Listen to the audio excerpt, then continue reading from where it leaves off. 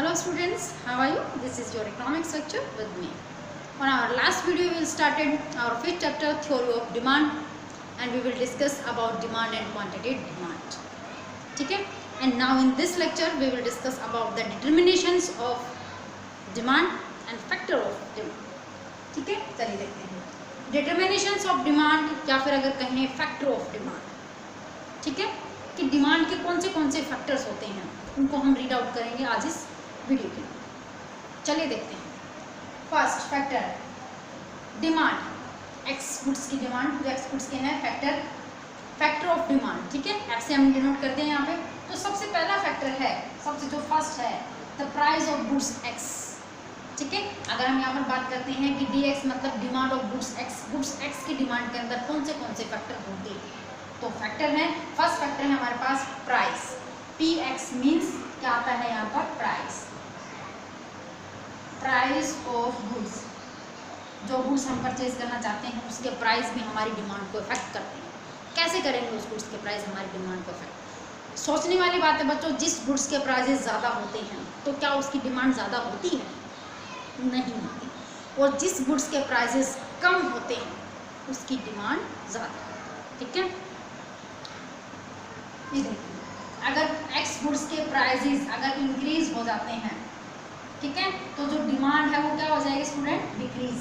और अगर prices decrease हो जाते हैं तो जो डिमांड है वो क्या हो जाएगी, इंक्रीज. First relationship. ठीक है, नेगेटिव रिलेशनशिप है कि प्राइस का और गुड्स की डिमांड के साथ में नॉर्मल ह्यूमन नेचर है कि अगर प्राइस किसी गुड्स के इंक्रीज होंगे तो demand will be decreased, and price is decrease then demand will be increase.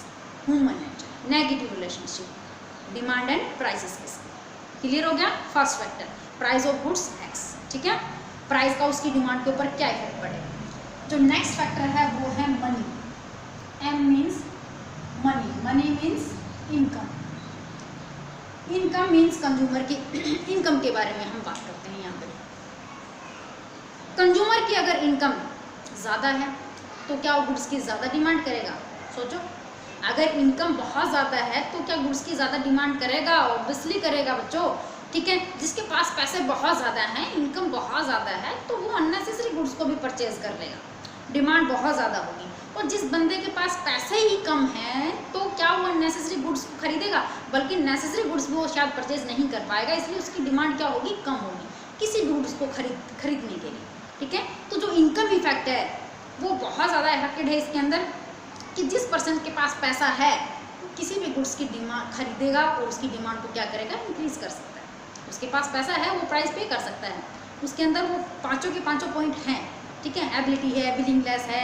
ठीक है, तो एबिलिटी वाला मेन पॉइंट, क्योंकि इनकम है उसके पास. ठीक है, और जिसकी इनकम ही कम है तो उसकी डिमांड भी क्या होगी, कम है. ठीक है, same as it is money का, कि अगर किसी बंदे की जो मनी अगर इंक्रीज है, मनी अगर ज़्यादा है तो डिमांड भी क्या होगी, मोर देन ज़्यादा ही होगी. और अगर मनी उसके पास कम है तो डिमांड इज ऑल्सो डिक्रीज्ड. ठीक है, पैसा ज़्यादा है तो डिमांड भी ज़्यादा होगी, और पैसा कम है तो गुड्स को खरीदने की डिमांड भी क्या होगी, कम. गुड्स मीन्स कम. ठीक है, जो थर्ड फैक्टर है ये हमारा था सेकंड. और थर्ड फैक्टर की अगर हम बात करें तो TP means taste and preference. क्या बोलते हैं इसको, taste and preference. Taste and preference की बात करते हैं, मीन्स कंज्यूमर के टेस्ट एंड प्रेफरेंस.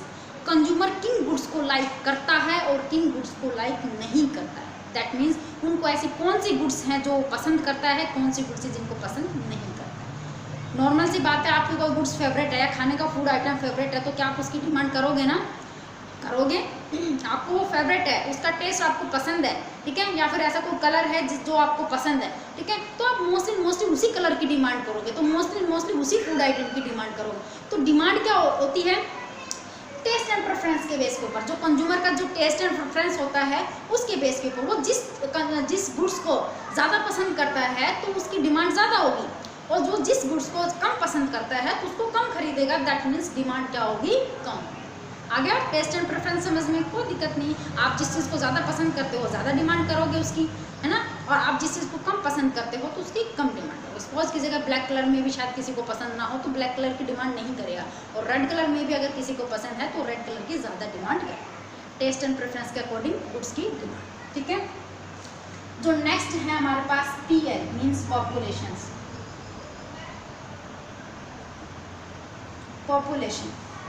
पॉपुलेशन मतलब जनसंख्या जिसको हम बोलते हैं।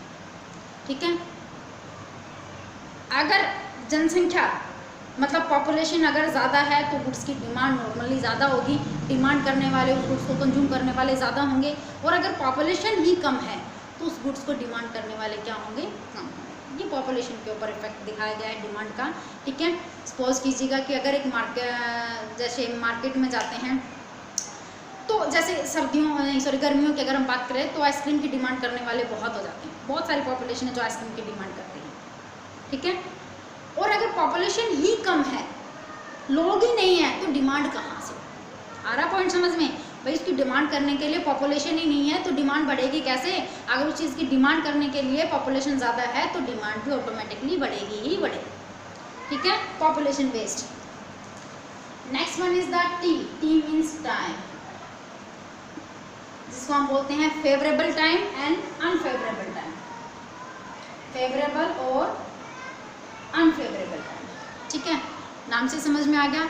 हमने डिमांड के अंदर ये पॉइंट बताया था कि टाइम पीरियड भी होना बहुत ज़रूरी होता है, उसके अंदर स्पेसिफिक टाइम पीरियड होना। ठीक है, तो टाइम पीरियड फेवरेबल भी हो सकता है और अनफेवरेबल भी हो सकता है। फेवरेबल एंड अनफेवरेबल में मीन्स ऐसी कंडीशंस हैं कि वो आपके फेवर में है, टाइम पीरियड है आपके पास, आप उसकी डिमांड कर सकते हो, परचेज कर सकते हो। और ऐसा टाइम है अनफेवरेबल कंडीशंस है, मीन्स हम नहीं कर सकते। ठीक है, अनफेवरेबल टाइम जैसे अभी क्या है, कोरोना चल रहा है, ऑब्वियसली बात है अनफेवरेबल टाइम है, कैसे डिमांड कर सकते हैं? अगर डिमांड करेंगे भी तो हम खरीद नहीं सकते उस चीज़ को, क्यों? क्योंकि अनफेवरेबल टाइम है, टाइम सुटेबल नहीं है उस चीज़ के। तो यहाँ आज के टाइम में जो गुड्स की डिमांड है क्या है, कम है। ठीक है, तो time period means time period भी डिमांड का एक फैक्टर होता है जो उसको अफेक्ट करता है। अगर टाइम पीरियड फेवरेबल होता है तो डिमांड इंक्रीज होती है, और टाइम पीरियड अनफेवरेबल होता है तो डिमांड क्या होती है, डिक्रीज। क्लियर है? चलिए, तो लास्ट पॉइंट है हमारे पास PR। PR means price of related goods. Related goods, जो रिलेटेड गुड्स होती हैं उनके price of related goods, related goods के जो प्राइस होते हैं। तो रिलेटेड गुड्स होती कौन सी है ये देखिए। ठीक है, रिलेटेड गुड्स में आते हैं हमारे पास substitute goods and complementary goods. कौन सी गुड्स आती है रिलेटेड गुड्स में? Substitute goods and complementary goods. तो सबसे पहले हम सब्स्टिट्यूट गुड्स की बात करते हैं कि सब्स्टिट्यूट गुड्स जैसे सब्स्टिट्यूट गुड्स में अगर हम देखते हैं टी एंड कॉफ़ी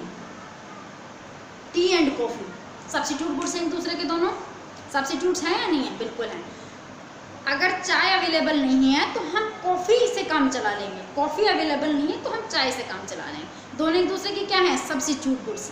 ठीक है, मतलब अगर एक गुड्स नहीं है तो दूसरे गुड्स से काम चलाया जा सकता है, कोई बड़ी बात नहीं। समझ में आ रही बात? जैसे बॉल पेन, अगर इंक पेन का अगर एग्जाम्पल लेते हैं तो हैं तो दोनों ही पेन ही, दोनों ही ब्लू चलेंगे। ठीक है, एक बॉल पेन है, एक इंक पेन है। अगर आपको बॉल पेन की ज़रूरत है लेकिन बॉल पेन नहीं है तो आप इंक पेन से भी काम चला सकते हो। समझ में आ रही बात? Substitute goods. अब सब्स्टिट्यूट गुड्स में से अगर एक के प्राइजेस बढ़ जाते हैं दूसरे के प्राइजेस, तो दूसरे की डिमांड के ऊपर क्या इफेक्ट पड़ेगा? जैसे हम चाय और कॉफ़ी की बात करते हैं। चाय, अगर चाय के प्राइजेस ऑफ टी, अगर टी के प्राइजेस अगर इंक्रीज हो जाएंगे तो क्या उसकी डिमांड बढ़ेगी? ऑब्वियसली बात है भाई, प्राइस बढ़ गए तो डिमांड क्या हो जाएगी, डिक्रीज। और सब्स्टिट्यूट गुड्स क्या थी उसकी, कॉफ़ी, तो कॉफ़ी की डिमांड के ऊपर क्या इफेक्ट पड़ेगा? कॉफ़ी, लोग चाय छोड़ करके कॉफ़ी पीना स्टार्ट कर देंगे तो कॉफ़ी की डिमांड क्या हो जाएगी, बढ़ जाएगी। सब्स्टिट्यूट समझ में आया? चलिए फिर से बता देते हैं सब्स्टिट्यूट गुड्स। सब्स्टिट्यूट गुड्स में मैंने आपको एग्जांपल दिया है चाय और कॉफ़ी का। अगर चाय के प्राइजेस बढ़ जाते हैं, इंक्रीज हो जाते हैं, तो लोग चाय को छोड़ करके किसकी तरफ भागेंगे, कॉफ़ी की तरफ। क्यों? चाय के प्राइस बढ़ गए तो इससे अच्छा कॉफ़ी से ही काम चला लिया जाए। ठीक है, तो कॉफ़ी की डिमांड क्या हो जाएगी, इंक्रीज हो जाएगी। क्या हो जाएगी, इंक्रीज हो जाएगी। और चाय के प्राइसेस अगर कम हो जाते हैं तो कॉफ़ी की डिमांड क्या हो जाएगी, कम हो जाएगी। तो चाय समझ में, प्राइस जैसे रिलेटेड गुड्स के बढ़ेंगे वैसे डिमांड दूसरी गुड्स के क्या हो जाएंगे, डिमांड इंक्रीज हो जाएगी। और जैसे उसके प्राइसेस कम होंगे तो डिमांड भी क्या हो जाएगी, इंक्रीज हो जाएगी। अब हम बात करते हैं complementary goods. Complementary complementary goods वो गुड्स होती हैं जिसे काम नहीं चलाया जा सकता, एक नहीं है तो दूसरी से काम चला रहे हैं ना, दोनों गुड्स क्या होती हैं, बिल्कुल इक्वल चलती हैं। क्या चलती हैं, बिल्कुल इक्वल चलती हैं। जैसे इंक और मार्कर, अगर इंक नहीं है तो मार्कर किस काम का, और अगर इंक है और मार्कर नहीं है तो इंक किस काम की। समझ में आ रही है बात, आगे होगी। कॉम्प्लीमेंट्री गुड्स मतलब जो दो मिलकर के किसी भी गुड्स को की डिमांड को क्या करते हैं, अफेक्ट करते हैं, कॉम्प्लीमेंट्री गुड्स। जैसे इंक और मार्कर का एग्जांपल मैंने आपको दिया है, ठीक है। इंक नहीं है तो मार्कर पड़ा है, मार्कर कोई काम का नहीं है, ठीक है।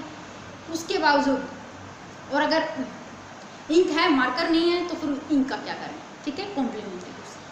अगर इंक के प्राइजेस बढ़ जाते हैं तो मार्कर की डिमांड क्या होगी, द प्राइजेस ऑफ, यहाँ पर मैंने एग्जांपल लिया इंक और मार्कर। अगर इंक के प्राइजेस क्या हो जाएं, बढ़ जाएं, तो मार्कर की डिमांड के ऊपर क्या फर्क पड़ेगा। इंक के प्राइस बढ़ जाएंगे तो मार्कर की डिमांड बढ़ेगी या कम होगी। कार और पेट्रोल का भी एग्जांपल आप ले सकते हो।